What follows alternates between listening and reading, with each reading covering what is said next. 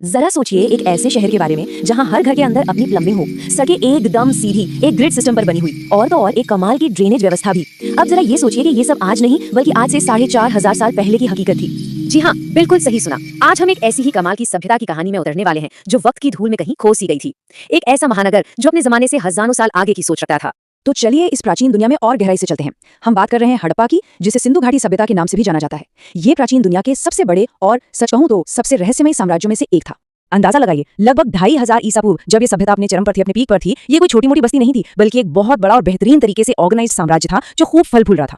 और इसका साइज सच में हैरान कर देने वाला है। देखिए, हम सब ने मिस्र और मेसोपोटामिया के बारे में तो खूब सुना है ना? पर हड़प्पा सभ्यता जियोग्राफिकली इन दोनों से कहीं ज्यादा बड़ी थी। ये आज के भारत, पाकिस्तान और अफगानिस्तान के एक बहुत बड़े हिस्से में फैली हुई थी। लेकिन जो बात इन्हें सच में सबसे अलग बनाती है वो सिर्फ इनका आकार नहीं था, वो था इनका शहरी डिजाइन और इंजीनियरिंग में कमाल का टैलेंट, जो इन्हें इतिहास में एक बिल्कुल ही अलग जगह देता है। मतलब ये लोग आर्किटेक्चर के मास्टर थे।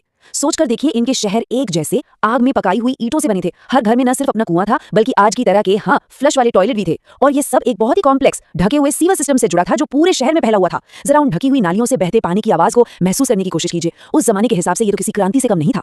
उनकी ये जो इंडोर प्लम्बिंग और सीवर सिस्टम की व्यवस्था थी ना, ये एक ऐसी मॉडर्न सुविधा थी जिसे दुनिया के बाकी हिस्सों ने अगले कई हजार सालों तक नहीं देखा। ये उनकी दूर की सोच का एक बहुत बड़ा सबूत है। अच्छा, उनकी इंजीनियरिंग के चमत्कारों से आगे बढ़कर अब जरा उनके समाज पर एक नजर डालते हैं। यहाँ भी वे अपने समय के दूसरे साम्राज्यों से एकदम अलग नजर आते हैं। ये बात वाकई हैरान करती है, लेकिन आर्कियोलॉजिस्ट को यहाँ हथियारों या लड़ाई झगड़े के बहुत ही कम सबूत मिले हैं।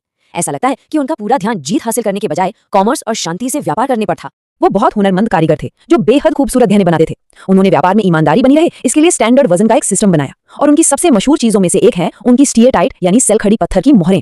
इन पर यूनिकॉर्न और बैल जैसी रहस्यमयी नक्काशी होती थी, जिनका इस्तेमाल वो अपने सामान पर निशान लगाने के लिए करते थे। और जानते हैं, ये मोहरें मेसोपोटामिया तक मिली हैं, जो बताता है कि उनका ट्रेड नेटवर्क कितना विशाल था।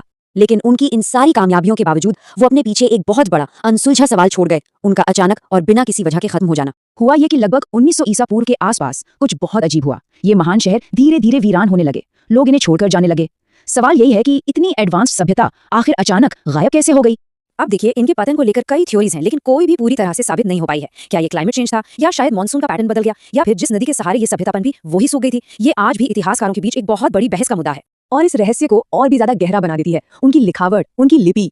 हम आज तक उसे पढ़ ही नहीं पाए हैं। इसका सीधा मतलब ये है कि उनकी पूरी कहानी, उनके विचार, उनका पूरा का पूरा इतिहास, ये सब बस उनके छोड़े हुए सामान के जरिए बताई गई एक खामोश कहानी है। शब्द नहीं है, सिर्फ चीजें हैं। तो आखिर में हड़प्पा के लोग इंसानी दिमाग और उसकी काबिलियत की एक शानदार कहानी है। एक ऐसी सभ्यता जिसने हजारों साल पहले शहरी जिंदगी की नींव रखी, लेकिन जिसकी पूरी कहानी को समझना अभी भी बाकी है। और ये हमें एक आखिरी परेशान कर देने वाले सवाल पर लाकर छोड़ देता है। इतनी एडवांस्ड और शांति पसंद सभ्यता का अंत आखिर हुआ कैसे होगा? क्या ये कुदरत का कहर था या कुछ और? ये एक ऐसा रहस्य है जो आज भी इतिहासकारों और खोज करने वालों को अपनी तरफ खींचता है और हमें ये याद दिलाता है कि सबसे महान सभ्यताएं भी वक्त की रेत में खो सकती हैं।